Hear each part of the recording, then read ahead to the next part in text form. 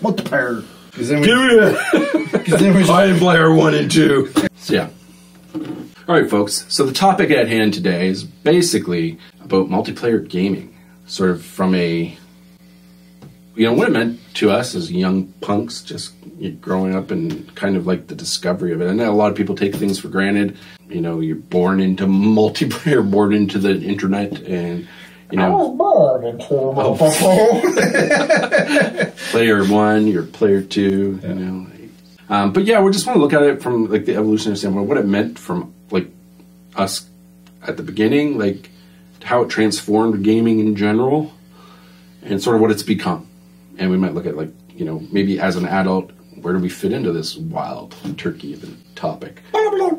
And on that note, if you like that type of content, where we talk about being old, and playing video games, and being until we die. It's going to be on Tuesday. I live 2 days. It's an inside joke. Yeah. Well, drop us a like. Comment. Subscribe if you want more content of this nature. And on that note...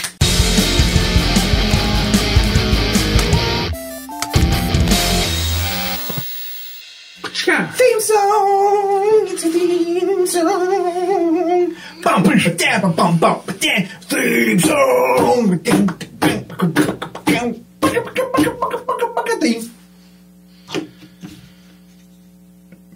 Why did you...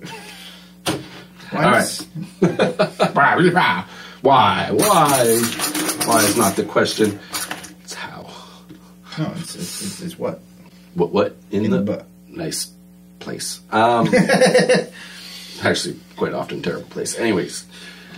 So welcome to the only geriatric podcast on gaming. The Age Gamers. I'm your host, Pfarcus. I'm your other host, Widied. So... we already talked about the topic. Now I've got to go there. So yeah, multiplayer, gaming. What the hell's it all about? What was it like before that? What's it going to be in the future? We don't know, but we're going to know, and we're going to tell you folks at home. So when I was a little boy... I would go out and roll in the grass. That's all there was. I still remember the dawn of couch play, which is all we had at the time. Hey, and that's not a joke. It's all we had at the time. Young. Yeah, you existed before games. We predate the internet. We predate games, man. And we don't predate games. All of them. Fun. I'm pretty sure Caveman had games. Yeah.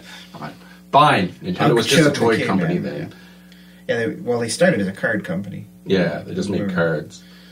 No, they did. No, that's what I mean. When we were first born, that's what they did. They made cards. And then... we played them. Then we became sentient enough to know what was going on. We saw commercials for Nintendo, and we're like, Mom and Dad, you gotta buy us this, because we are, 5 or 6 at the time? I probably did say that. Well, actually, I didn't say any of that. My parents just always bought me Sega, and then I cried until they gave me a Nintendo. True story, folks. I always got Sega, and it wasn't like the commercials say, where like, Sega does what Nintendo don't. Yeah. It's no. What Nintendo don't. Nintendo. And Sega didn't. No. There's lots of fans. There's reasons to be fans of Sega, too. Sega had its games. I used to play like a couple of them, but like, yeah, I was just crying to get Nintendo. But that's neither here nor here, there or here or wherever you are in the world. That's neither here nor over there. Neither here nor here. It's just there.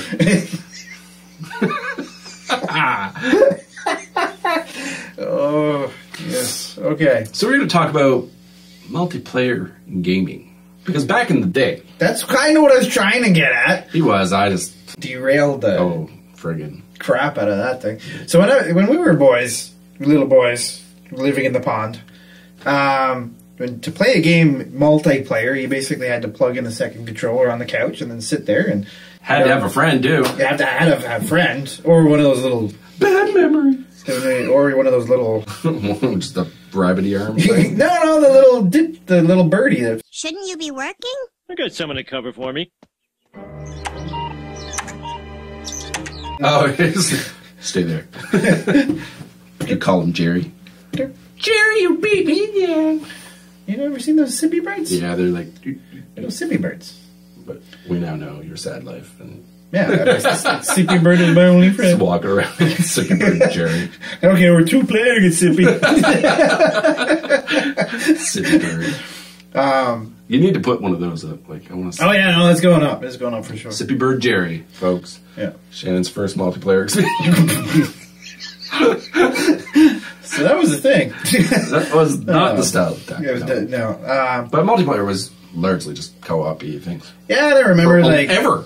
Yeah, like it was always couch co-op, and like if you're playing a racing game, which I think there was like RC Pro-Am might have had like 2 players, a little like Micro Machines kind of racing game. Like if you really wanted to win, you would just like brah kind of thing, like bug your second player, or there's a phrase that I don't think a lot of the younger generation knows, but screen cheating in the early days of couch co-op, where like if it was like a split screen, like I remember GoldenEye had split screen. Oh, that was nuts! You'd know exactly what the other guy was looking at the corner. You're like, stop looking at my side, and you'd be like fighting.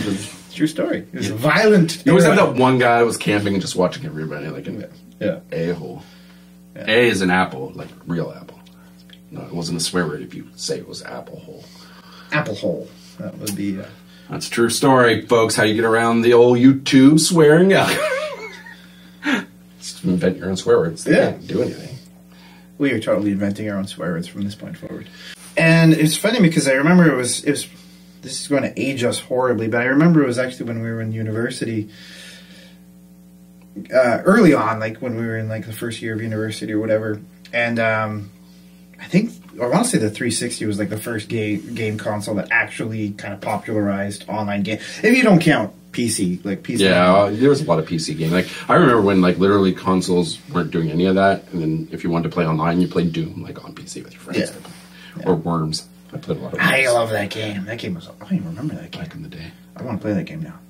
It still exists on tons of platforms. There's always a Worms game. Like I think Switch has a bunch. Phone probably has like 30, at least. And I remember actually I was always weirded out by the idea of just playing with random people because you were kind of excited, and in fairness, the idea of just kind of opening up the world, I can see why people are excited about it. On the other hand, I think I don't like people enough to like the idea of just being like, let's just play with random people. You know, like the people that get in your way when you're trying to buy something at Walmart.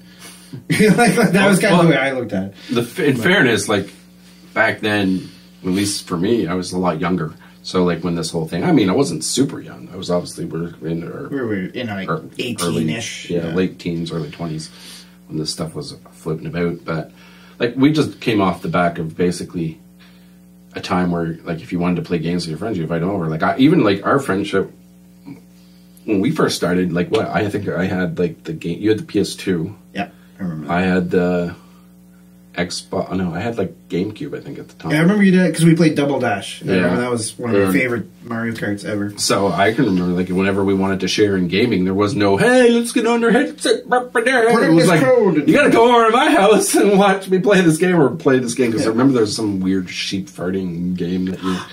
I love that game. It was Ratchet and Clank. Yeah, there was like me over to play one time. Yeah, it was like a 2-player. It was the only 2-player in the game. There was like a secret little thing at the end where I can't remember if you had to do something to get it, but there was an early Ratchet and Clank game, and the game wasn't really 2-player. But if once you beat it after the end credits, there was this secret little mission where it was you could play 2 players as sheep, and you would literally just fart at each other. And like I forget if you like shot farts to kill the other one or something. It's like you propel. And it just made me laugh so hard. And at the time, I had pretty low faith in this man because he had like dropped the bar so far with the stupid fireworks game.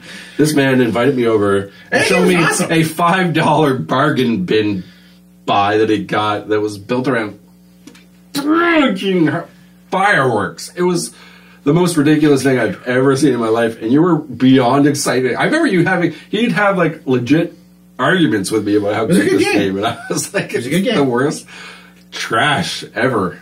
And so there's a bit of a joke there that even continued into just recent times, but we'll get to that. That's not here or there. But yeah, so before that, this is what we did to entertain ourselves is we went and like him and I, we used to always drive around to like the digital worlds. And no, you didn't drive at the time. He drove me. Or I drove you, but yeah, you got like you know, you go to your local little pawn shop or whatever, get some used games, take it home, or rent them too. Yeah. There was always that. There was a Blockbuster. And you always had to, like, you know, go places. And then all of a sudden the 360 dropped and the PS3 technically too. And those were network enabled. And yeah, now it's just... that was Live, became a thing, Xbox Live and PSN Network. I think Live was a little bit more developed initially out of the gate.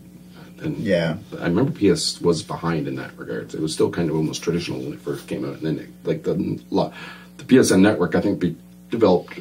around, like, as kind of a response to Live. It could also be my memory, because I was a 360 guy, and that it just seemed like Microsoft was pushing the envelope, and because I had it. But yeah. It's hard for me to say, because I always was afraid of people too much to ever really multiplayer in the early days. Yeah, you were really against it. Like, I can remember our takes. I was a little bit more naively excited about it because I was just like, I could have all the friends in the world and they play the games with me wherever they are. And, yeah, nothing like people to disappoint. And then you log in and everyone just says, penis, penis, penis, penis, penis. Or they just present some interesting challenges. I remember one time I was playing a game with a bunch of the guys at work. And we were playing Call of Duty, some Call of Duty anyways, and we used to gather like every couple nights and just hang out as a group, play. And we were playing, and I'll never forget, we went into this room, and we had one friend who was really good with traps and like plotting these things, and me and my other friend were a little bit more twitchy, so we'd be like the gun guys, and we'd get in all these positions, try to hunt them or lure them in. And anyways, there was this one room with a bathroom. And we had this other fourth member who was just following us around because I think he perceived that we were in a squad. So he was like, I'm in the squad too! And he'd just fly around. But at one point, he trapped me in the bathroom and he wouldn't let me out. And like, it was like this giant hilarious joke because he would like just stand there and he knew he was being an asshole. And like the other friends that I was with, they were like dying laughing and making all these jokes because like the guy, for whatever reason, everybody was in on this joke. Nobody would shoot him. He just stayed blocking me. It's like they caught on instantly because I was like jumping and leaping and trying to get out. It was actually pretty hilarious, even though I wasn't even pissed at the time. I was just we were all laughing. We were like, I can't believe this is going on. But that is the world of online. That's what you sadly get into. Now, there's ways to make it better, obviously, by just playing with your straight up friends, which was the appeal. Like when I was playing with those friends, and but at the first you don't think of that. You're just jumping into lobbies, and so there was kind of like this weird, exciting time of, wow, I don't need to just rely on driving to my friend's house all the time, or or pulling them over, or like, inviting them to play. And even though that's kind of a bit of a sadness now in retrospect, because back then you're always looking forward. And that's what's interesting about us and our retro thing is that, we're older people, but we're not like necessarily retro gamers. Like, we gamed in the retro times. We know what it's all about. But I'm always kind of looking forward. And I think I'm a product of my time in that sense, where it's like, I don't want to stay in the retro. A lot of younger people get into retro gaming because it's kind of like almost like I feel really old when I do it. It's like, this is cool, man. Like, this is art. Pixel art. No, that was a transitionary stage. That's all they could do. That's just, they had pixels and that's it. Yeah. And the reason why we make better games now because we have more than is just because pixels. We can do that. And anyways, not that it isn't cool. There is a point to be made in that, and I have come to appreciate it. But I do find it a little bit funny at times because, like I was saying, I have a mentality. I don't go back. On the pixel. Yeah. Way to go, Bane. That's my crappy Bane impression. Yeah. Oh, I'm not going to try. But so that's kind of like my perspective about that. It's like I feel like we have a different perspective because we're constantly kind of looking forward. So we looked at multiplayer. At that time, I don't know why you were so hesitant. You're going to have to explain that. But like for me, I was like, it was new. It was exciting. I wanted to just test the limits of that. I think it's mostly my antisocial tendencies. I just don't... I like you guys that are watching this video, but I mostly don't like people. That's great. Awkward silence. No, it's just for me. It was I did try to play a little bit of. I remember this was my earliest multiplayer experience. I was pumped about the game Quake, And then I logged on to multiplayer. I'm like, oh, this is going to be so fun. I get to play with random people. I'm going to be so good. Yeah, well, that was the problem. It was terrible at the game. So I immediately logged on and immediately got blasted into oblivion. And then I'm like, okay, that was just a lucky shot. And then I logged in again and got blasted into oblivion. And then I'm like, okay, it must have been 2 lucky shots. And then I logged in again and got blasted into oblivion. And then I'm like, this multiplayer experience sucks. This gaming's bullshit. How did you continue to be a gamer after that? Because I must have been like... Nobody's that good, it's the robots. I must have been like 14, so I'm like, why am I keep dying? It would turn out it's because I suck. But there's always someone better than you on the game. Oh, That's the problem. You realize quickly. But it is like one of those like shocking things at first where you're like, you go on, you're like, you can beat your buddies, you know, like basically the ones that you invite over haven't played the game, but you've been playing it nonstop for like a month. Yeah. And you're like, I can beat all those people.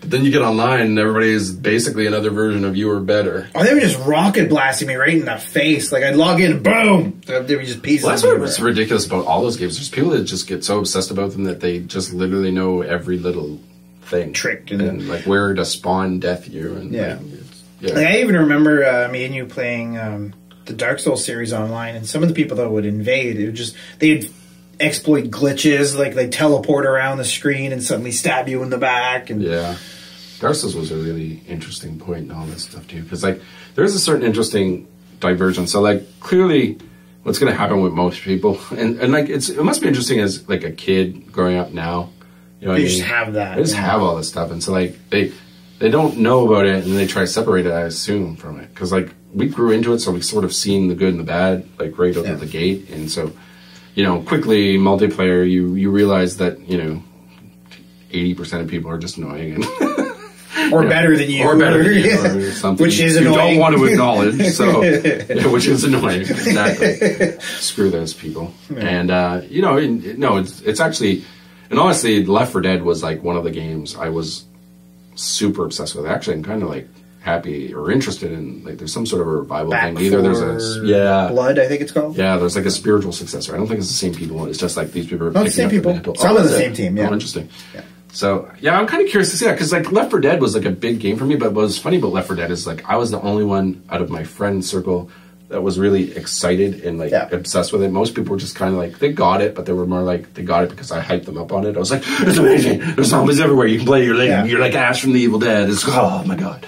And then like you get on, and like I remember I was so obsessed with it, I was gonna force play it, because you would just get on, you'd log in with like 4 random people. But man, like those 4 random people, like you like it's like I wasted so many nights. I think about it now. I wasted so many nights trying to just get in a good group. Because next one's got to be better. Yeah, and it reminded me of an MMO in that way, because like a lot of people, like MMOs, there was also a phase in there for me too, which kind of like I was on like the EverQuest days, like when like the very early days of sort of MMOs, and like that's what kind of intrigued me the most, because that was a PC game. You'd play with your friends, you'd line up and do like, it's like World of Warcraft for people who don't know. It was very early, before World of Warcraft, but similar idea, was Dungeons and Dragons kind of fantasy thing. Yeah. And you'd go and you'd do like raids and dungeons and stuff, and like that's what introduced me to like multiplayer in that scale. So I was always curious about like games that would like bring in lots of elements of different people, because like when up to that point, multiplayer was just you and a buddy sitting on the couch trading like jabs and you know, playing, and then like every now and again you maybe get a third person that might play GoldenEye with you, but not often. It was always like just like 2 or Mario Kart or whatever. Or Mario Kart or whatever. And so like this was interesting, because now it was easy for consoles to get into the, maybe we have a shooter that has 14 people or 10 or whatever the number is. And so just that kind of intrigued me. But it very quickly becomes a crapshoot of... See, I kind of had the opposite experience, where I was like playing single player games for the most part, and in like the Mario Kart was my multiplayer, and then I never really got into multiplayer until I tried the Quake experience. I got blasted into jibs within seconds. Jibs, for those who don't know, is a nerd word for bits and pieces. I don't know where the word jib comes from. I don't like the cut of your jib. Just, I don't like the cut of your jib. I don't don't even know where know the jib exists. what is a cut but of a if there's jib? a cut of it, it sucks. I don't know. Anyways, so I had that experience, and then you actually kind of were like, "You gotta play Left 4 Dead," and so I picked it up. I tried to get you to play You it. I really did. that. I tried to get everybody to play it. Like, And, you were, like I was like testing you. Yeah. Like, are you a cool friend? Are you a ridiculous friend? And I'm a ridiculous friend. yeah, he was. I'm like this. I think you played it once. Well, I I'm played not it a really few even times. sure what the negative So side was. this is my experience with Left 4 Dead, and I'm curious about this I'm sorry for people who love Left 4 Dead, because I don't think I ever asked him this. but this really, I had a crappy experience with Left 4 Dead. So, for those who don't know, Left 4 Dead is a game that's built for multiplayer, but it did have AI that you could set to your teammates if you didn't have any friends. Like, I don't have any friends. They were terrible. Yeah, too. Oh my sweet baby Jesus, those things were dumb. Yeah. Like, I remember there was one mission, all I had to do was get from one side of the map, and I had to run into a helicopter. That's all I had to do, and then all my teammates had to get into the helicopter with me for it to take off. Every time I tried to, I could not complete that mission, because I beeline straight for the helicopter, get in, and then all my teammates are just running in circles, dying in the middle of the map, and I'd have to run in and save them in this zombie swarm. Yeah, they never stuck together either. They never stuck together. Like, they would always, like, one would go here, one would go there. So, like, you'd save one, and then the other one, you'd go to save the other one, then the guy would die. It was just, you just saved. It was like this it was weird brutal. job. Yeah, It was the absolutely AI was brutal. terrible in that game. And so I'm like, okay, well, I can't do this. So maybe I'll try this online thing. Let's see what this online thing is that everyone's so pumped about. Because it was new at the time, right? Like this Yeah, I think that was a relatively new. 360 game, wasn't it? Yeah, I believe so. Left 4 Dead was, yeah. It was probably later in the cycle, though. But It was definitely an early online game, for me at least. Mm-hmm. And so I'm like, okay, so let's get some randoms. So I got some randoms because I didn't have any friends. I think you were my only friend, and I think you might have been working at the time. Forever. Or in school or something. Forever alone. Meme time. Anyway, so I logged in and I just kind of just give me some random people. And the random people were like, this guy doesn't know how to play. I'm like, I didn't have a mic, so I couldn't tell them that I could hear them bad-mouthing me while I was playing the game. You always hear them full on, yeah. So like, this guy's terrible. We should just boot him. And I'm like, I'm actually like slaughtering all of the zombies and clearing the path for them. And they're like, this guy sucks. I'm like, I'm making the game easier for you. I'm beating the game. Anyways, they're just like, I was almost finishing the level. I almost killed all of the zombies in the entire level. And they're like, this guy sucks way too much. And they booted me. And I'm like, that's right. You could really, like, be assholish in that game with the boot mechanic. yeah. Because, like, I can remember, like, you would try to get, like, at first, everyone was really cool. And they were like, yeah, let's all smoke a joint and fight some zombies, because that's what you do. And then, you know, they were all laid back, and then you get that one annoying little kid. You're like, oh, okay, boot him, he's annoying. His voice is, he needs to go through puberty. Before, apparently, even though I didn't have a mic, they seen me as that guy. No, but, like, sometimes, like, if there was, like, a grando factor, like, some of them will go in as a team of 3 and they'd like pick some guy, and if you're like running off doing your own thing, but sometimes they just boot you. Like, I remember there was times, so at first everyone's chill and relaxed, so like, yeah, come in, we'll play, we're cool, everybody's cool, because they wanted to see the game and see more of the game, so they weren't going to be assholes to each other. Yeah. But eventually what it became is you'd sign in, I'd be like, I gotta go, oh, I'm kicked before you even got in, and then you're like, okay, I'll try it again, and I got kicked, and you just keep getting kicked, and you might get like, I don't know, it would take like a half hour to an hour before you'd get a group that would just let you be in it before anything. It was ridiculous. So it's basically like when kids would play baseball in the field at recess, and you're like, I want to be on your team. Can I be on your team? And they're like, no, you suck. And they're like, I would rather this bot that does this. I must not have been worse than the bots. No, the bots were terrible. Totally worse than the bots. No, I actually don't. I only remember playing with you once, and I think we still played with randos on top of that. It was just me and you, and then two randos. Yeah. And, you know, every now and again, what's funny about it is that you shit on the experience because it is largely that. There's so many random factor. Humanity is nothing but a random petri dish of randomness. Yeah. And so, like, you go in, you just get that slice of life. So, like, sometimes you'd be lucky and you get, like, 2 other cool people are actually like legit taking it seriously, and like nobody like ever was like role playing like, oh, I'm really into this, but like you'd have like there's a certain intensity in that game that was like actually really cool when you had like a functioning group, because you like the intensity of like, okay, we gotta get this guy out because if we don't, we're all gonna die. The wave of the horde, you know, that type of thing. For the horde. Yeah. Like there was a exciting thing, but you chased that high in that game. That's one problem with these games that rely on completely just random online people to coordinate and work together. Is that eventually, I think you see this problem in games like that are going on right now with like Predator Hunting Ground 2, like these games that just rely on the fact that you think 4 random people are going to work functionally together. But like, I know they build it for the optimum scenario where it's like, oh, we got like 5 friends and 4 of these people. And like, you know, that's not really what happens. And I think that's why they fall apart quickly, or at least over time. Like, you know, like, I think it's like mostly the way they set up how you play with others. Because one of the things that kind of warmed me up a little bit, and this is when I started to actually have positive multiplayer experiences, is when it was kind of structured in a way where you didn't rely on so many other randos to play the game.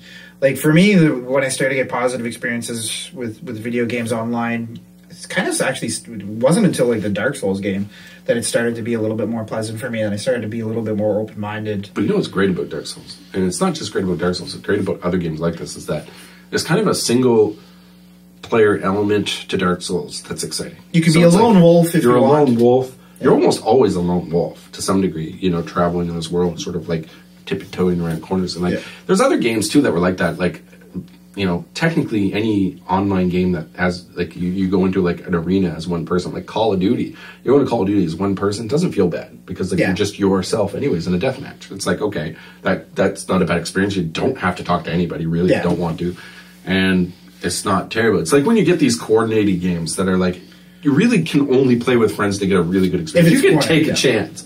But like Left 4 Dead was so hungry for that like it ruined the experience, because after a while when like all your friends wouldn't play it anymore because they were just sick and tired of the game, and like then nobody was functioning at all. They were just booting you until you got one team, and that one team was like 15 preschoolers that can't count or whatever the hell. They count a penis.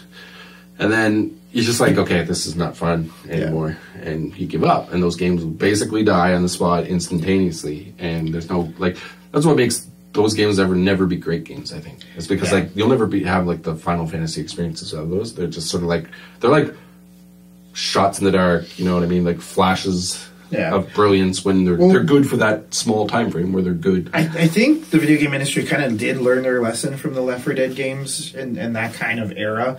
Because I noticed, like, with Dark Souls, so for those who haven't played the Dark Souls games, the way it would work is you're basically like a little lone hero trying to make your way through and fighting goblins and dragons and punching them in the face and whatnot. But you could either, if you're having trouble with a level, you could ask somebody to join you, so you specifically leave a sign and saying, hey, please help me. Or, if you wanted to be an absolute dick, you could just randomly rush in somebody else's game and try to punch them in the face. Which a lot of people do. A lot of people do. They make it like a job, actually. Yeah, I'm not.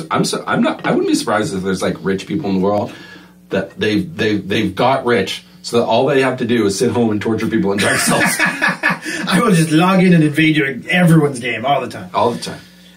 Just ruining one kid's life one after another. But because I would even say that in Demon Souls, because there's a part in Demon Souls where like legitimately like. Spoiler alert, folks. But there's a boss in Demon Souls where it's controlled by another person. And so, like, I know there's people gatekeeping that boss in this game. Like, they're like, you're gonna earn this shit, bitch. Like, and they do. And, you know, like, they're sitting there with all the best equipment. And I got so mad one time, I went and literally farmed the best sword. That, like, if you hit them once with it, they go flying in the air and land on their ass. And I was like, this is revenge, and I just can't. Sword of Jeebus. I literally put my sign down. I'm like, I'm helping anybody who wants it. I was like so mad. I was revenge. I will hunt you assholes down. Yeah. Anyways, that was a complete side rant, but yeah. Well, I think that is kind of an evolution, because then you're not reliant on randoms. We used it to hang out. Yeah. Dark Souls was like a chillax. We used the same experience with Sea of Thieves, where, like, I think one of the things I liked about Sea of Thieves is you could actually have just a group of 2. Rather than, like, having a group where you need 4 or 12 to play. It was just like a me and you. cooperative element that you could just do a couple people and like you could still get by and do your little missions and the game didn't change, right? Like so then like that's what's interesting about that shift though. It's like you said, there was something like they kind of realized, I think, some of the failings of certain styles of video games, where, you know, obviously they had to take these experiments growing up because, I mean, they didn't know. There was no game like Left 4 Dead at the time. And, like, you know, there's all kinds of online shooters, but not a whole lot of different kinds of co-op-y, forceful. Like, but it did start a good like a genre of games itself, because what was it? There was, like, Alien vs. Predators that came out, which I loved that game. Back in the day, there was a Left 4 Dead 2. There was Left 4 Dead 2. There was a whole bunch of things that came out like it too. Not Counter-Strike, but there was a Half-Life mod. There's tons of games, anyways, that are modeled after the whole like Evolve. Sorry, Evolve was the one. You know, Predator versus then the Friday the 13th game. Those are two newer type of like Friday the 13th servers. I think ended now. I think they put that one to rest. Oh, did they? Yeah, but Predator Hunting Ground's still going on, and like those are games that are kind of like modeled after that sort of.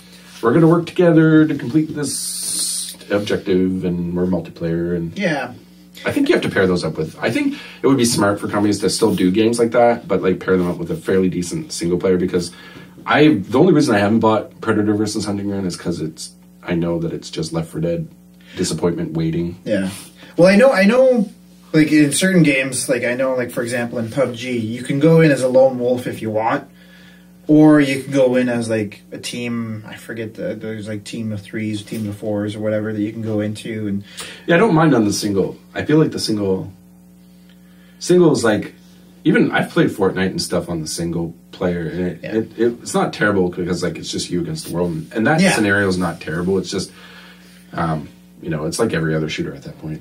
Yeah, or when you do have the so it's kind of I kind of like the way that the PUBG or the Call of Duty Warzone, those kind of games, do it where like if your friends aren't available at the time, you could just go in and solo lone wolf it and see if you can get the last man standing. But if your friends are available, then you can. It can be kind of fun. Yeah, I had a friend that played Warzone a little bit with me, and I thought it was fun. I thought like that was the best iteration of Call of Duty that came in a long time was. Modern Warfare, the remake, Modern Warfare 2 or whatever, and Warzone became a thing built off of that, and I actually did like it. We'd go around, you do the money bounty thing, and just go around the map hunting people, and I think it's an interesting topic too, because Battle Royale sort of popped out of nowhere, in the middle of all this stuff, which Battle Royale is a very interesting concept to me, because it's really just embracing the whole online multiplayer. So. It's like every aspect of it. It's like they're all monetized in terms of like you know gear that you can buy to pimp out your dudes and your chicks or whatever. And like it's completely like embrace the online. There's no single player. There's no aspect of like even co-op. It's just it can be like there's games like Apex Legends that came out and like I think you had to be like three to a team. 3v3 kind of. Those games, I can never get behind them. The 1v1s is not so bad, like when you play. And I think PUBG was the one that I would have liked the most, and I never played it because I didn't have any friends that played it. But if I would have, I think I would have liked it the most because it was more traditional shooter in the Battle Royale space. Well, it was kind of the one that started the Battle Royale. It's kind of the original. Yeah, I think so. It was a Microsoft thing, and people got all super excited. And I had friends that... Like, I'd known people that played, but none of my direct friends played it. Like, we all played, like, Battlefield or some kind of, like, straight-up shooter type thing. And some of them, like, Fortnite. I was never a big Fortnite fan. I cannot get behind building a building and having that being a mechanic. I can respect it. It's kind of cool. Like, but Minecraft and shooters just doesn't jive in my brain. Like, it will never be instinctual to be like, all right, I'm going to after him. Shit, there he is. Build a wall. Never gonna happen. I can respect people that are really good at it though, like and the fact that their brain can think in that way, but not me. I get too much in the immersion of like. I would get too distracted. Like I watched one video where a dude just made a stairway to fucking nowhere. Yeah, I just think of that way. I would just be doing that and just like I'm bored. I think I've played too many standard shooters now. It's just like I could play Minecraft or I could play a shooter, but I can't play Minecraft shooter. Like it just my brain will not. I just can't. That's just not a way it will work. I think PUBG, though, would have been the best one of the bunch. Apex Legends, I didn't like because it kind of forced you into 3v3. I don't know if they ever changed that, but when it first came out, it was like you had to be a part of a team. And so you drop in, and if you didn't have a team of 3, like friends to play, it was really bad because like there's no way to coordinate. You could kind of use some in-game things, but it was like, it felt kind of trashy and bad. Like it just, it was. I think I played it like twice. I was like, the game's good. What makes me sad is Respawn is fantastic. Like I love, like, you know, Titanfall is like one of my favorite games. I bought an Xbox One for that game alone, based on launch day. And I loved that game. I love that series in general. And I was ready for whatever they were going to do. And I think that game's set in their universe, too. Like, it was the Titanfall universe, I think. And so I was all on board to love it, but I just couldn't do it. Well, I think what's interesting is I think, like, multiplayer is a little bit kind of a litmus test for, like, what kind of person you are, whether you like to be the lone wolf or whether... And that's one of those things I feel like there's certain games that get it right in the respect that they kind of leave it open to either way if you want to lone wolf it or if you want to play with others. Yeah, the CODs and the Battlefields. Yeah, or even PUBG. Like, I remember playing PUBG. Could be probably and, like, you can just play, like I said, lone wolf, last man standing, and it's literally, like, the name implies last man standing. Or I remember playing it in my last job where, you know, everyone would get together with their cell phones and play PUBG during the break, and, like, you'd hear, like, in the control room, footsteps, I got footsteps! And I've been playing it on my phone now. I thought it was weird. Because I'm used to a controller, and I'm kind of the spoiled brat of the control room where everyone... I'd have to use a controller, too. Everyone's like, oh, Mr. Fancy Pants needs a controller. I'm like, well, to be fair, I would have said that to you, too. And then I would have went home and used a controller. but yeah. Yeah. But and then they invented controllers that you could attach to your phone now. So yeah. Well, actually... Which I have one, and I might... Just saying that I have one. It's pretty cool. Yeah. But yeah, so there's that BattleRoyale thing, and like I don't know, the evolution of it, it's really interesting to the point of I think we're kind of seeing a peak of where it's going to go in terms of multiplayer, though. Like, and we're actually seeing a bit of a client, like a peel backwards too, because remember, like, not even like 3 or 4 years ago, EA and other companies were saying you're never going to have single-player games anymore. Yeah. It's always, the world's about multiplayer. You're going to always have to have a multiplayer. And the next thing you know, the world was like, F you. God of War came out. And then God of War. All the awards. And people were mad at that statement because, like, they knew it was utter BS. Like, it was just the company pushing the narrative because they wanted to sell you all kinds of... It's a little bit like selling a deck of... To me, it's a little bit like somebody that makes decks of cards saying nobody plays solitaire. You know, it's like, well, I know it's, you know, there's only a specific niche of people that play solitaire, but versus poker or whatever have you. But, like, obviously there's people that play solitaire. And I think that's why I kind of, even early on, I was always like, this multiplayer thing's kind of weird to me. Because I was always the solitaire guy. Well, even in the middle of multiplayer, when I was, like, slowly becoming obsessed, you were... That's an interesting point. So I'm going to pull back everything to go talk about your discussion because I kind of like told them a lot about why I was interested in it. Yeah. But why were you not interested? You were like, but like, just to be clear, folks, like, he bucked the trend hard. Like, I remember being like, you got to play this. Like, yeah, I just like single player, fireworks, me. The fireworks game was awesome. That was him. That was his impression. Put the fireworks game up. I definitely. Yeah. And yeah. So why was it like? Were you just like? Did you just like buck the trend so much? You're like, fuck, man, I'm the hipster of now. I don't know. For me, it was just, you know, I think at the time I was extremely shy. So a lot of times, like, if you get onto these online games with random people, like, and you don't communicate, then they just boot you anyways. Or you get on it and they just blast you. Like, I play games where it was like Left 4 Dead, where like they're supposed to be my teammates, but they'd be blasting me like out of the game, like just rocket launchering me in the back of the head, kind of thing. Like a sad meme right pop up in front of your face right now. It's like, yeah. So it was just, I don't know. It took me a while to kind of navigate that space where it was actually kind of a fun experience. And it wasn't until, for me, I've always been more of a co-op. Like, I'm not a very competitive person by nature. Like, if you're better at something than me, I'm like, oh, fair enough, you're better at me. And then I'll just walk away from it. And then be like, well, it's your game now. I'm like the opposite of that. I get fucking driven to beat whoever beat me at something. Like, fighting games, the same thing. I get like, I remember I joined my local fighting game community because there was one, and I was excited. So I love fighting games too, and there's people there that are so ridiculously good, and I was just like, I'm just gonna practice and get better, and I'm gonna beat your ass someday. And it hasn't happened, but someday one day it's gonna happen. You know who you are. You know who you are, and it's definitely not him. I beat his ass all the time. No, but I know. Like what's funny is I kind of hope that I like pulled you out of that a little bit, because I know when you were out west, and we used video games. Well, we sort of saw the potential to hang out through video games, which was kind of a cool aspect of multiplayer, believe it or not.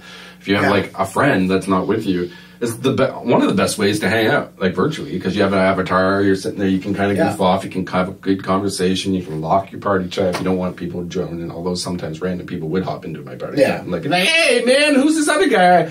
It's Pfarcus. Yeah. But, well, that's or Poop Pfarcus. That was my original name, which was my style at the time. That was my first gamer tag, was Poop Pfarcus. You see why he shrunk that. That's a secret that you guys now know. Yeah, I released the That's why Pfarcus. That's why Pfarcus. Maybe I should have kept that a mystery, so people would ask you. They'll have to remember this one video. It's never going to be said ever again. This will be a test of our real fans! So, like, yeah, I kind of, like, I pulled you out of that a little bit and showed you. Because we played, Dark Souls was one we played. We played Diablo 3. Yep. I think Sea of multiple Thieves. times. Sea of Thieves was a big one for us. Multiple Dark Souls, actually. I think we played Dark Souls 2 and 3. I believe so, yeah. Played a little bit of Bloodborne. Not much, but a little bit about Bloodborne, yeah. There's a few fighting games, too. I think we played, like, a couple different ones. You just absolutely decimated me in Street Fighter V. We tried to play a little bit of Smash, too. Darksiders Genesis was another game we played just recently. That has pure co-op, so you're not even really competing against each other. Sea of Thieves is probably my favorite, though. I like Sea of Thieves. Like, just for the camaraderie aspect. And not even like just you, like I had other friends that played it, too. And it's just a fun game to get in with friends, because, like, you don't have to take the game seriously. The game is, like, almost there as it's almost like feels like a bit like of a virtual world. It's kind of like where I'd like to see games go to some degree, and this is maybe for the end of the topic, but I like the idea that we'd go in as pirates, we'd commandeer this ship, go out on the sail, the 7 seas or whatever, and just an adventure would develop, and we'd just chat, talk about the day, and somebody would try to fuck with us.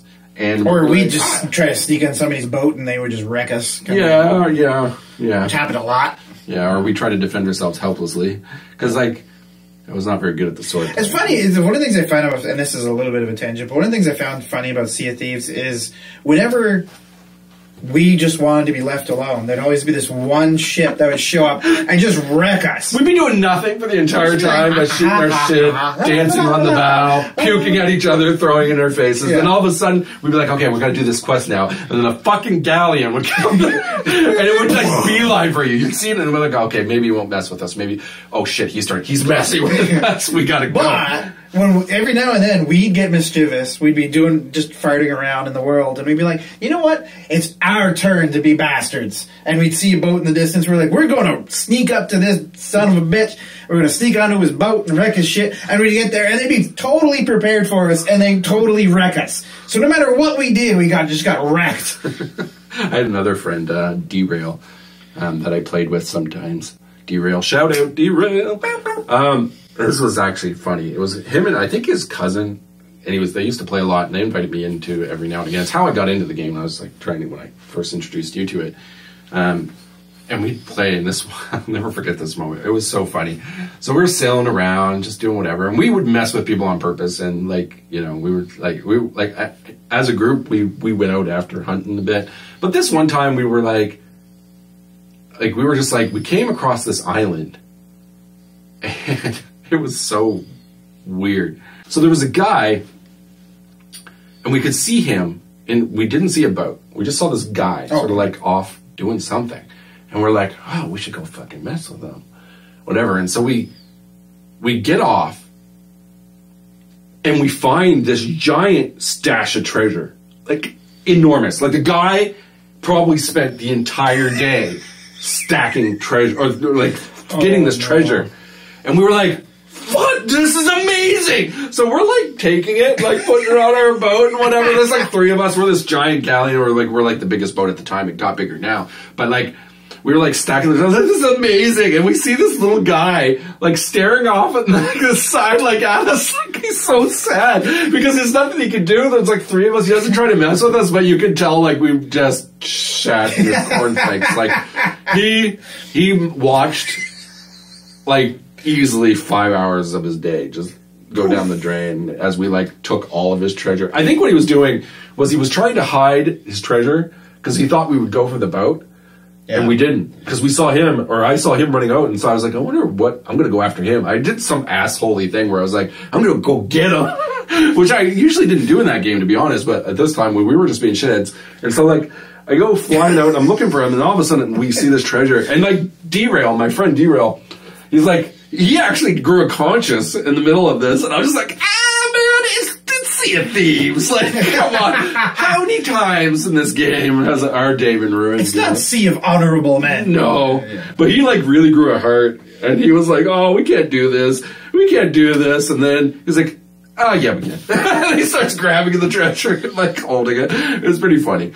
Well, that game just creates random stories like that all the time. I was just going to say, I think that's the when multiplayer is kind of running on all cylinders the way it should. That's what kind of happens. Is you get stories.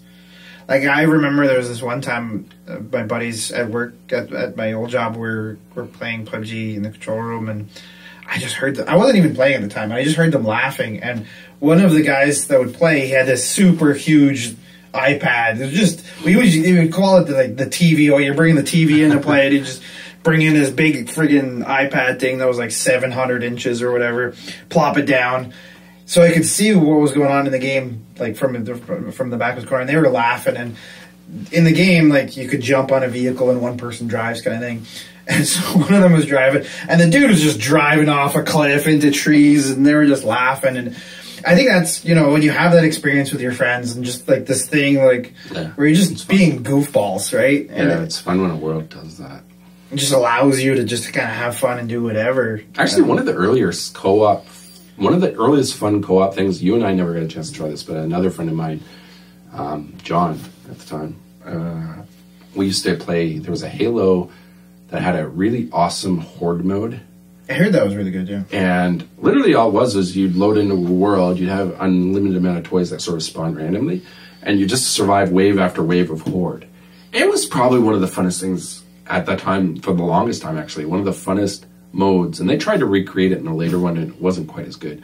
Yeah. But it was fun because, like, you get in warthogs, drive around, try to survive, blast away, go over, try to make a stand over here, and so all we would do was constantly just try to get a little further, and it was a lot of fun. But nothing quite compares to Sea of Thieves in a lot of ways, although I've introduced a lot of friends to that game, and not all of them took to it because it is a bit slow. You have to kind of want to hang out, you know what I mean? You have to have that hangout vibe where it's like, a lot of people, if they're not into it, they just want to get and have sort of like some progressional, and that's not how the game is. Like, there is but the quests always felt a little bit tagged along. Like, you do them. Like, there actually was a cool quest for like the Megalodon at the time. One of them, actually, that's a funny story too. Yeah. My friend and I, we were playing Derail again. We were playing that game. It was before you started playing, and we were. What was it? We were trying to do the Megalodon quest. We were floating out. We had a big boat because there's 3 of us, and there's another big boat. And anyways, we're like, oh, here it goes. We're always going to fight.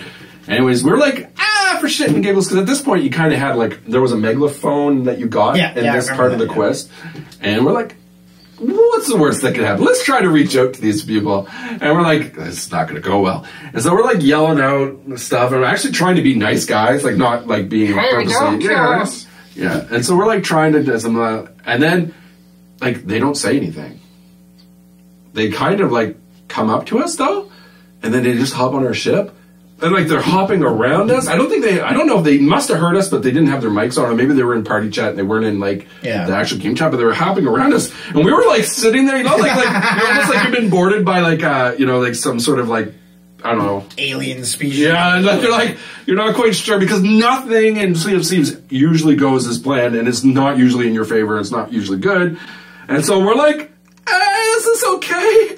Are we going to get robbed? And so these guys are bouncing around, and all of a sudden one of the guys mics, and he's like,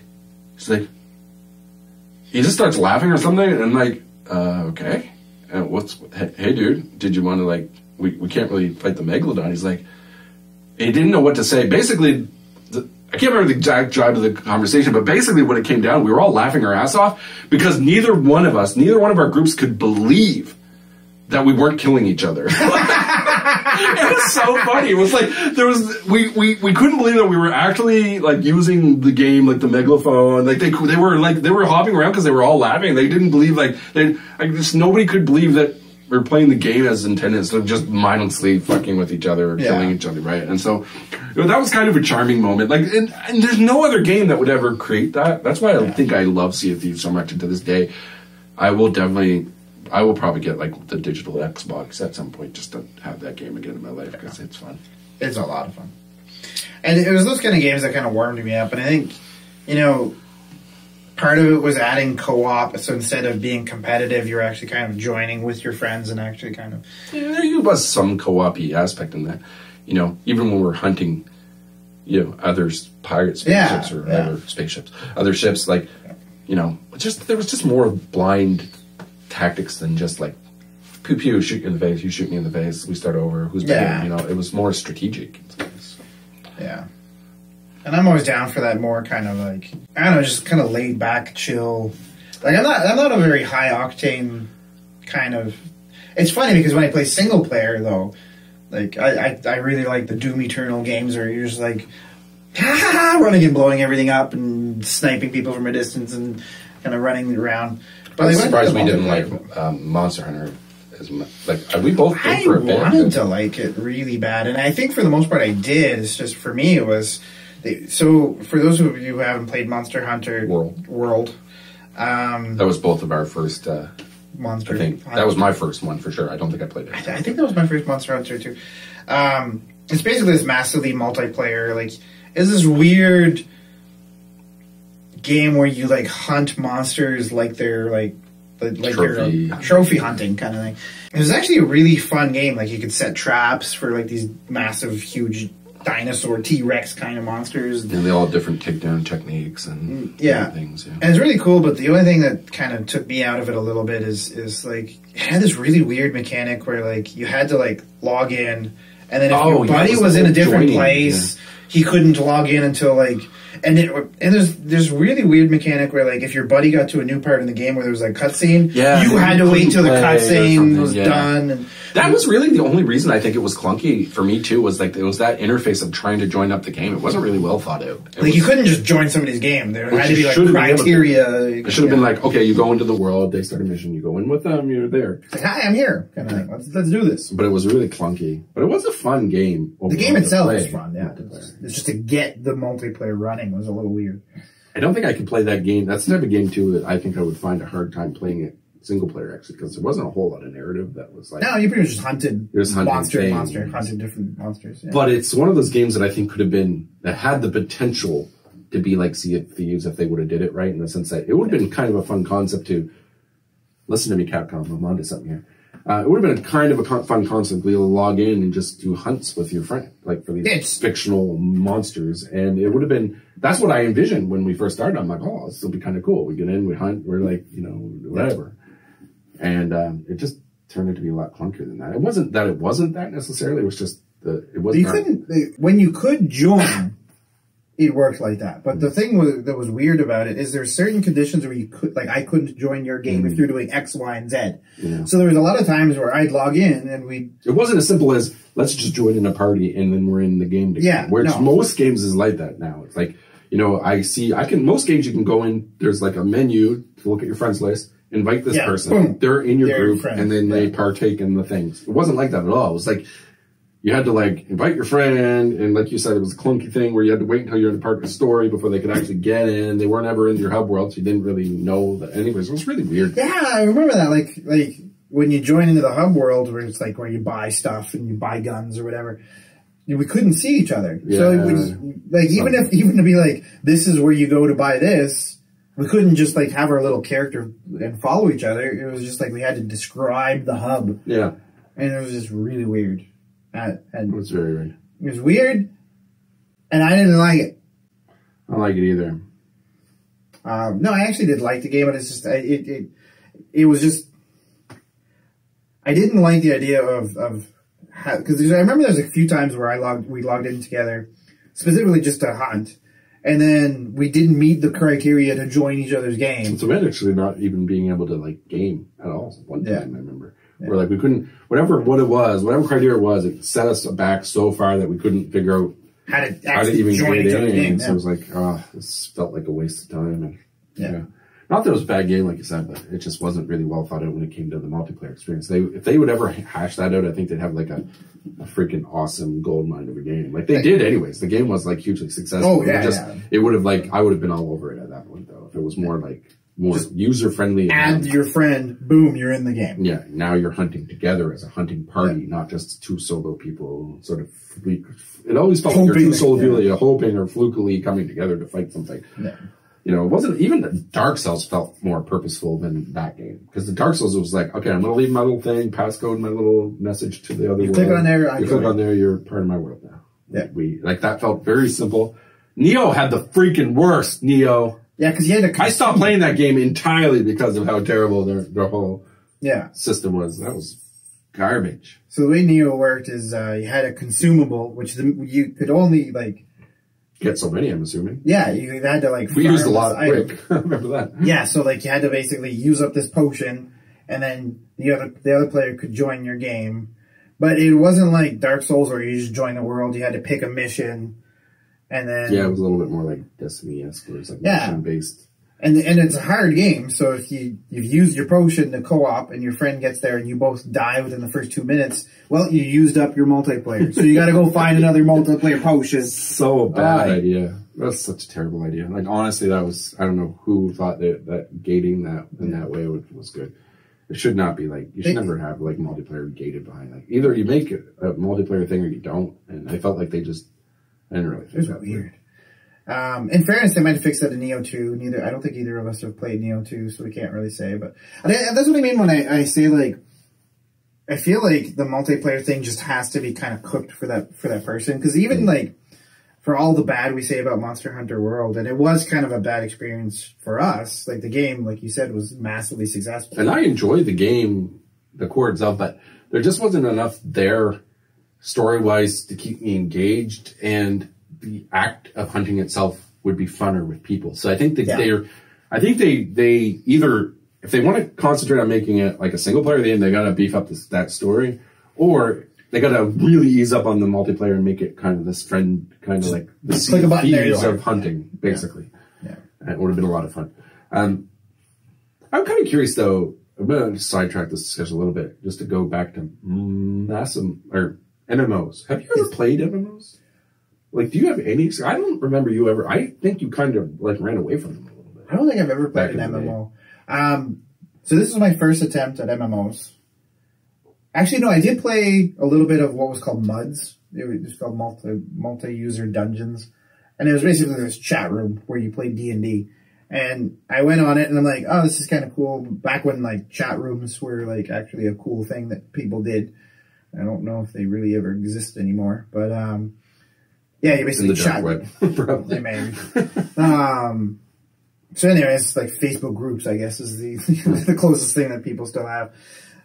So back when chat rooms were a thing, there's these little things that you could go into that was like completely text-based, where you can like there'd be like a dungeon master. They'd be like, and you enter this room. And I'm like, this is lame. And I just didn't really like it. And then I remember I used to play a lot of the Warcraft games early on, like the Warcraft 1 and 2, like the strategy games. You never got into World of Warcraft. I tried to.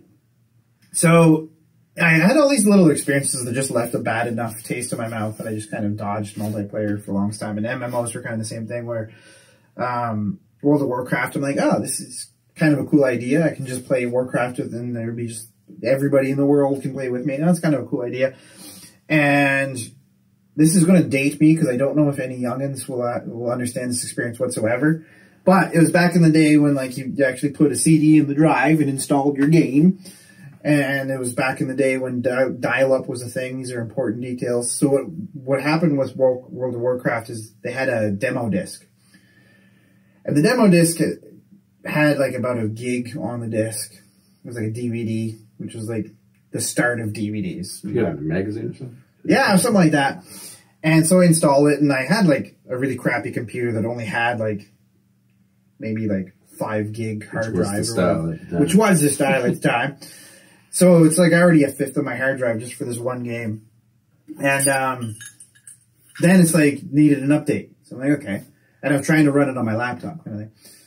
And it's like, it needed an update. So I'm like, okay. So I plug in my dial-up modem, and then it screamed at me because that's... And then your mom picked up, let's go! Yeah. And then she got dubstep in the ear. Kind of.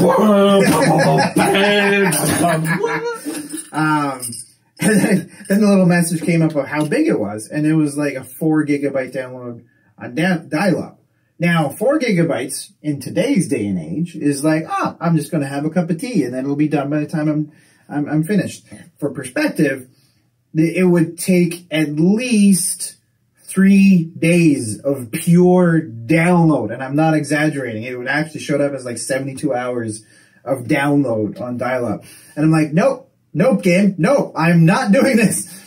And then I just kind of didn't. And then I just kind of, when everybody's like, oh, World of Warcraft's so awesome, I'm like, no.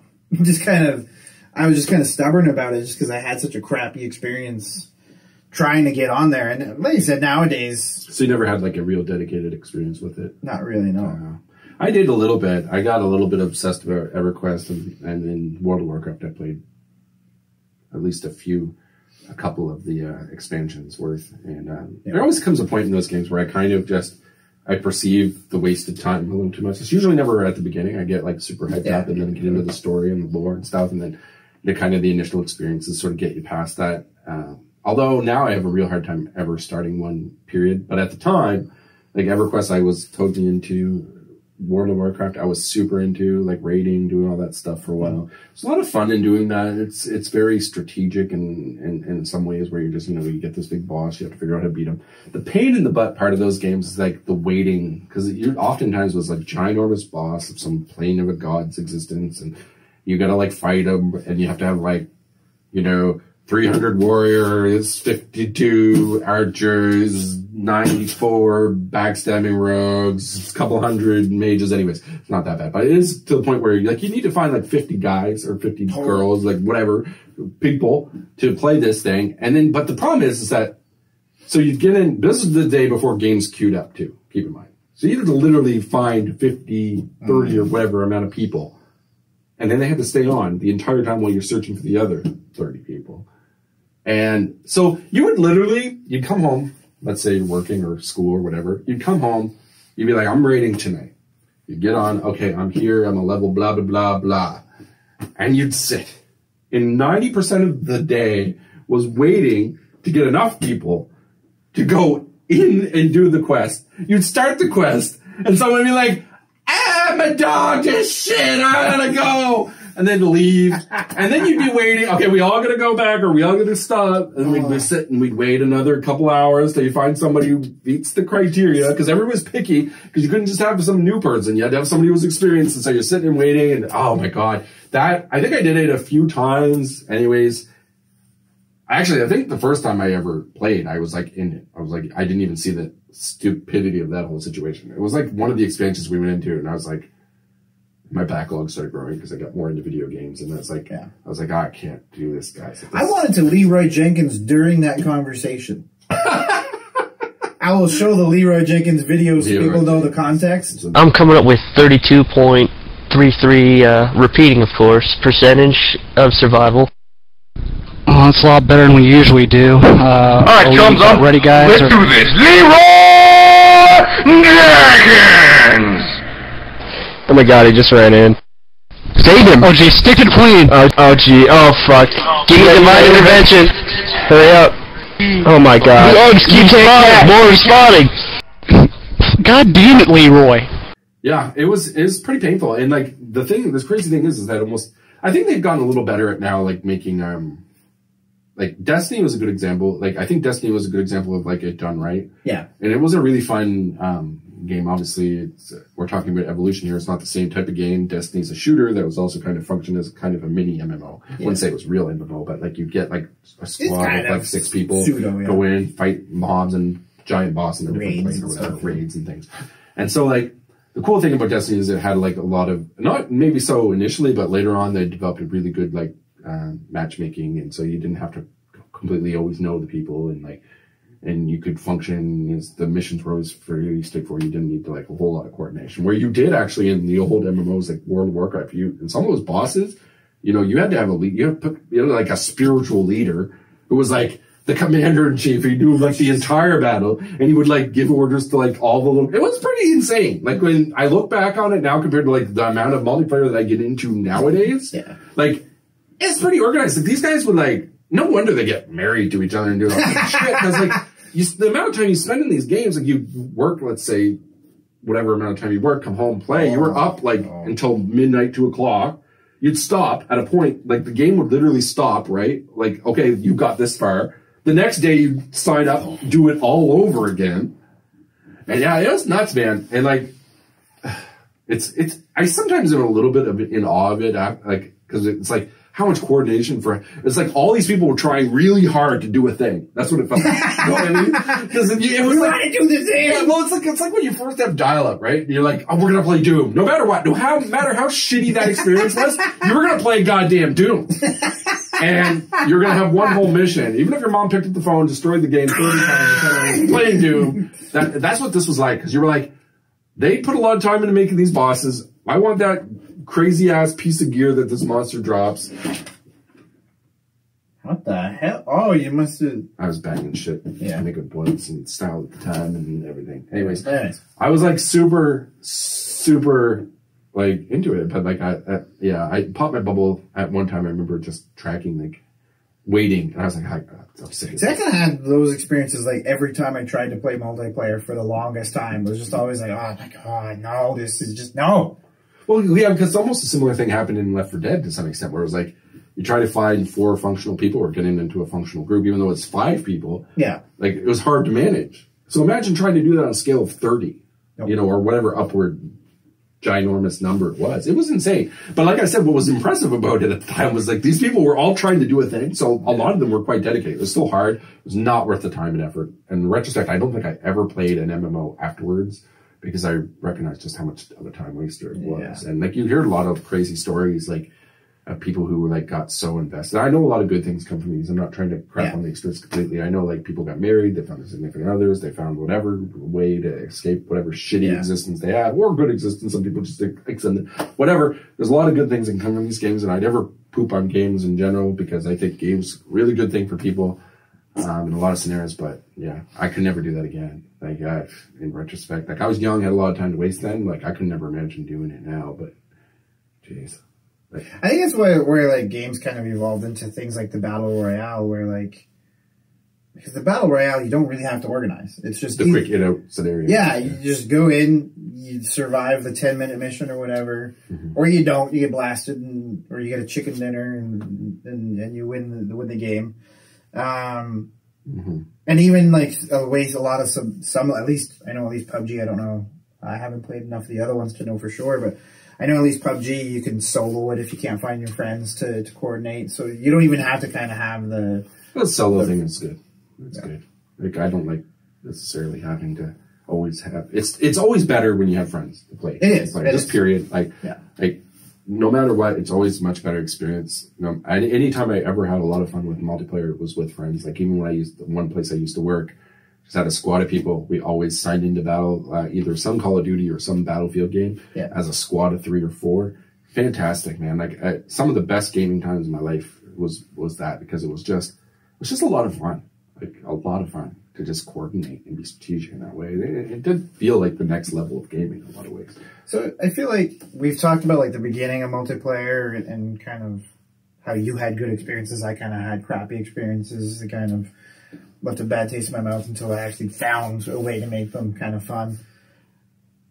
So we went from the past to the present. What do you feel like the future is going to be for multiplayer? I feel like VR multiplayer is going to be kind of... I feel like people are honestly peeling back a little bit from multiplayer. You're seeing I think couch play is coming back a bit. Play, there's been a big appeal to do couch play. There's been a big appeal to have like smaller experiences, but more more intense, if that makes sense. Like, you know what I mean? Like Or it's like, Towerfall. yeah, it's more like things where it's like you and I can have a really good experience playing this game together. It's not like trying to like outward the experience too much where it starts to like completely rely on the multiplayer. Yeah. But it would be kind of interesting to see like VR. Like that would be kind of Well, a there's cool one thing. VR game that's kind of multiplayer in a couch co-op-y sort of way that I've really been curious about. I haven't played myself, but it's called it's the one I'm thinking of. It's called Keep Talking or Everyone Explodes. And the idea is one person is the bomb diffuser in the VR headset, so they see the bomb and just the bomb.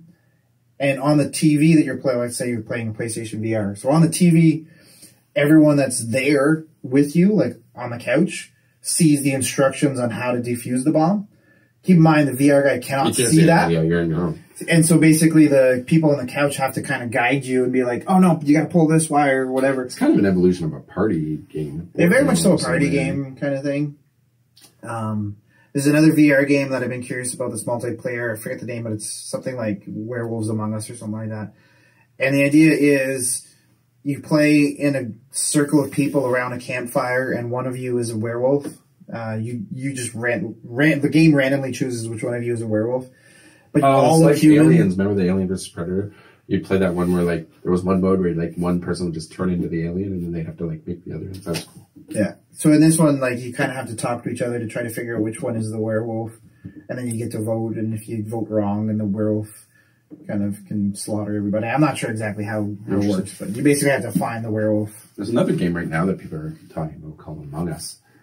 I I heard a lot came about on it. Switch, and it's kind of like you're a squad of 4 to 10, and like there's 2 or 3 imposters, and you have to like find out which ones that are going around killing. Oh, is that how that works? Yeah, kind of interesting little game there, cheap one. But I don't know honestly what the future. I feel like people are scaling it back a little bit because like we've seen like there was this very popular move to just more is better. You know what I mean? Yeah, It's like you know, yeah. Battlefield when it kept iterating or getting bigger, it was more like okay.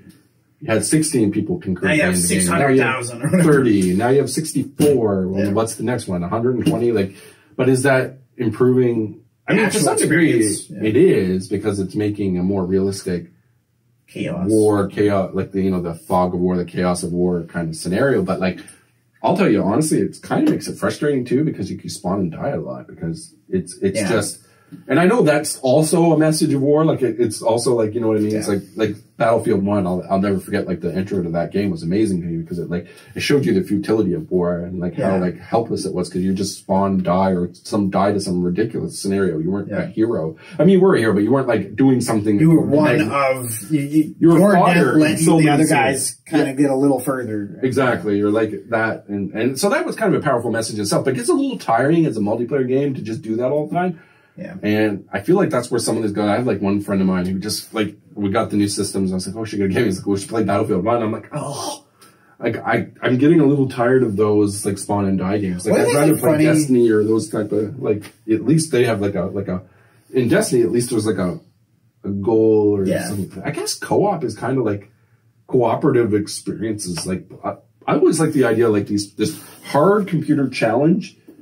And then like 4 of your buddies get in and try to complete that. That's what I wish we'd go more that way. Whatever way it goes, like if it's like Sea of Thieves felt kind of cool too, as in a certain way of an evolution because it was like this world that you and your buddies teleported into. And it kind of played with a little bit of what you're saying, where it's called everyone against the computer in some of the missions. Like for those who don't know the game, there'd be these random missions where like a kraken will come up from the sea and attack anyone that's nearby. And technically, any other big ship is like another mission.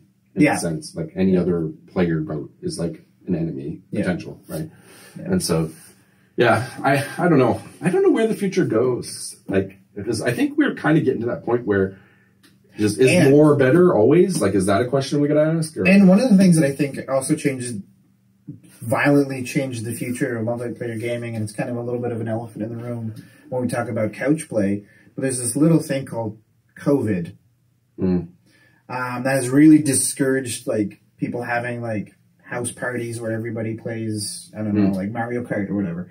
So I feel like that kind of has changed the landscape where, you know, I think you might get a little bit of the couch co-op in a virtual reality experience or another experience where like people don't necessarily have to organize in a house party or whatever. Or even like, I'm kind of curious if like, if VR escape rooms are going to become more of a thing where like people can, because normally escape rooms are kind of like you go with your friends and you go to an escape room. Well, with social distancing and all these other COVID rules, it kind of makes it clunky. Whereas you can have I do know that there's some escape room virtual reality things that popped up. I don't know if they're really going to gain much traction. That's a possibility in the future. Maybe it's just kind of, I feel like it's an interesting question, but like I feel like we've almost, I don't know where we could go from here, like other than like straight up virtual reality, your avatar is in a room and we put on headsets and we're there, right? Like that, I wonder if that's ever going to be a thing where, I mean, clearly it could be because like it seems like we're kind of trying to get there, you know. Yeah, with the second world kind of thing, yeah. You know, and all these types of things. But it's interesting to see if like, you know, the Player One, that movie, you remember? Ready Player One. Ready Player One. It's kind of a take on that, and I imagine it's probably where we want to go. You know, and we often do create technology to mirror what we envisioned. Yeah. So, like how Star Trek invented the cell phone. Yeah. Yeah. But yeah, I don't know. It's hard to say where we'll go. It seems like right now we're like in the bigger, the more is better mode of expansion. So you think it's only like the 7,000 player shooter? All kinds of, yeah, just people in like the BattleRoyale where like you're on a planet now. You're on a planet. Everyone on the planet is now, it's the last man standing from everyone on Earth. Well, it's just like you see that's kind of the way games go right now. There's not a lot of advancements, but there's a lot of like, even if you look at like third-party adventure worlds, what do they compare? The world size, right? They're like, look at the world size of Ocarina of Time versus the size of Breath of the Wild. It's like, and so it's like always bigger, better, more is better. And I think we're in that stage. I don't know if we're in the developmental stage of where multiplayer will see a big difference. My world's much bigger than yours. My world could walk right through the door.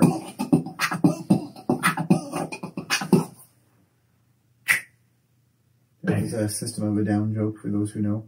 I'm not actually allowed to say the lyrics, or we'll get unmonetized. God dang it. But anyways.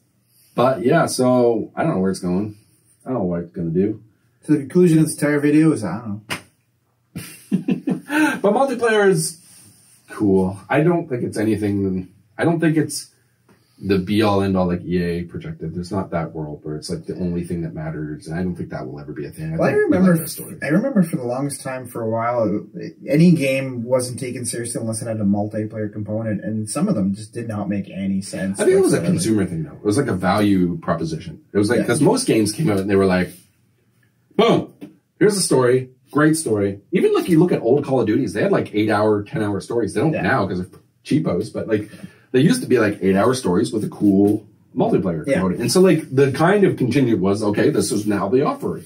We get a story and then some kind of thing. Like, but then you had something like Dead Space 2 had like an online game, and like for anyone who knows the Dead Space games, that doesn't make a whole lot of sense. Well, sometimes there were terrible iterations too, like Doom, even Doom 1. I know like there's people that do enjoy those multiplayers, but I didn't play Doom. Like, other than the first iterations of Doom, I didn't play those Dooms for the multiplayer experience. So you're talking about Doom 2016? Yeah, 2016 and Eternal. Not that they're terrible. I know you can play them, and they're probably fun in their own right, but, like, they weren't built for that. They're a single-player experience. I think so, too.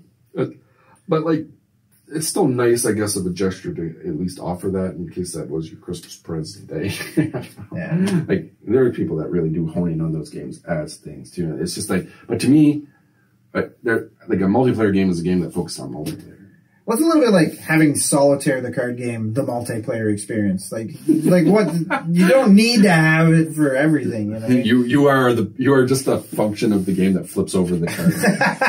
That's the multiplayer aspect. Because the guy really playing Solitaire, and then every other player is just like the turnkey on like the card flipping over. Yeah. No, it's interesting to see. I think I'll be watching. Like, I like multiplayer games. They've been, like I said, they've played a huge part in our life, and even ours. Like, I like to think that even in your experience, even though you started out not focusing on it, that there was value in it eventually through like what we managed to do with it. And, you know, and like anything, like even we've talked about this much in the past about how like just the value of friends and multiplayer in general. I think, you know, I think gamers know that there's sort of like the dichotomy of both. Like you need to have your single player because you're not always in the mood to be around people, and sometimes you are in the mood to have a good friend, like a venture with a friend or whatever. And sometimes that's the most important thing. Like when we were like hanging out, we needed a way to hang out when you lived far away, and so like there's a mode like for everybody. And right now I'm going through a big single player kind of a moment in my life. It just seems I have a lot of friends that don't want to play multiplayer games all of a sudden, but and I mean in terms of like the perspective of an adult gamer too, like you don't, that's one of the reasons why I like the idea of having like separating you can play this as a lone wolf or you can play it with your buddies if you want, and having both of those options. Because like when you're an adult, like let's say you have a family and you got to take your kids to the hockey game. Well, you're not going to prioritize Destiny 2 over your kids' hockey game. You know what I mean? Like you're obviously going to. Well, I don't have. Totally. No, you are. Little Timmy, man. Little Timmy can go to his own hockey game. Drive himself. He's at least 3 years old. He can start driving himself to these tie the brick to his foot. Yeah. He'll make it. He'll make it. He's fine. But you know what I mean, though? Like the priorities obviously shift and change, kind of. It's not always easy. It's not always easy to organize with your friends. Like with coworkers, that kind of makes it a little easier if they're playing the same game. That was always easiest because at the end of the day, we'd be like, boys, what are we going to do tonight? What's going on? And then, be like, oh, yeah, my wife's out tonight, and blah, blah, blah. And then be like, okay, well, when we got a pew night, we'll sit down and play some games. And so it was easy to coordinate. But I mean, a lot of the people that I've either moved on or we've moved into different roles at different companies and things. And it's funny how that stuff deteriorates. And I've had friends where we tried to like get it, but we never quite functionally sync up again. Because like when you know what's going on in their lives, it's easy to kind of like, oh, what do you think? Is this weekend the weekend or whatever? And you figure it out. And like, well, little Timmy has the soccer game. And it's kind of sad. I kind of hope as an adult that, people make time for like that. Because it's good to have in your life. I couldn't imagine. I mean, I'm way too much of a gamer to ever give it up for any reason. But which is the purpose of this channel. I'll be old. Well, you'll see us age. We're going to go from, the age that we are now, old, to older. And oldest. Yeah. And, we don't plan on stopping. I don't plan on stopping. That's the one thing I'm competitive about is getting old. I will be the oldest. I will be the oldest, And I think that's another reason why, like, there's certain multiplayer experiences that never appealed to me, like the World of Warcraft. Even while you were describing World of Warcraft, I'm like, no, I am glad I never got into that game.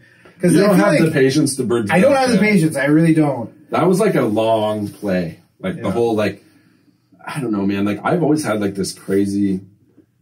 I do have like a pretty wild imagination, and like things can tap into it pretty easily. And like that game, like World of Warcraft and EverQuest and stuff, they did tap into that sort of like adventure quest side of me that likes, and like Dark Souls does it to me now. Like whenever I sit down to play Dark Souls, I'm playing Dark Souls 2 again with a friend, and it's just no matter the game, like I could just play that, and it's like it's a fantastic world. And so like I don't know, like there's just an amazing part of it, and like that's what those games did.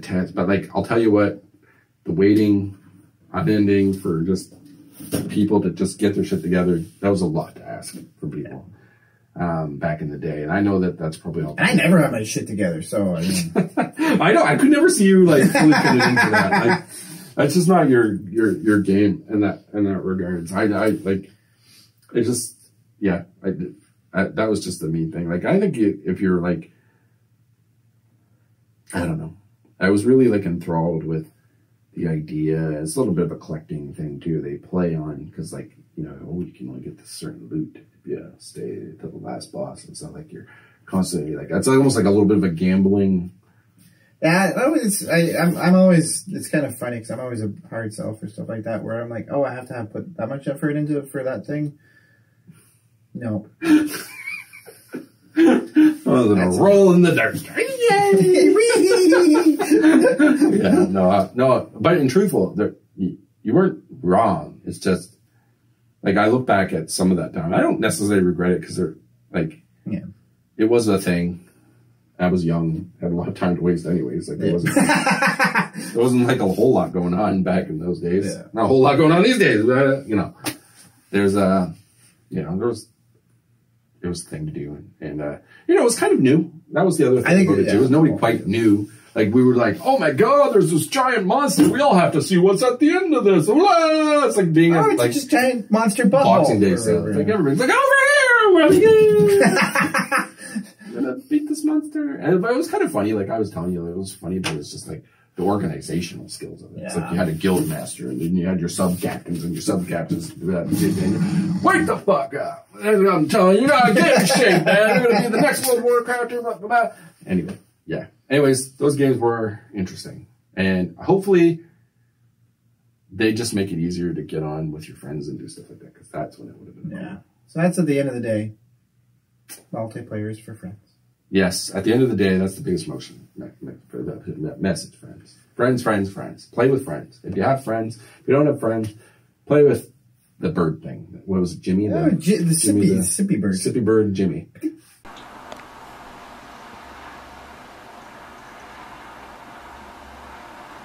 That's an end, folks. We're gonna wrap it up. So if you like this kind of nonsensical talks about multiplayer and all kinds of crazy stuff about old people playing video games, drop us a like, comment, subscribe, and ring a bell. Multiplayer is for friends. Bye-bye. Bye.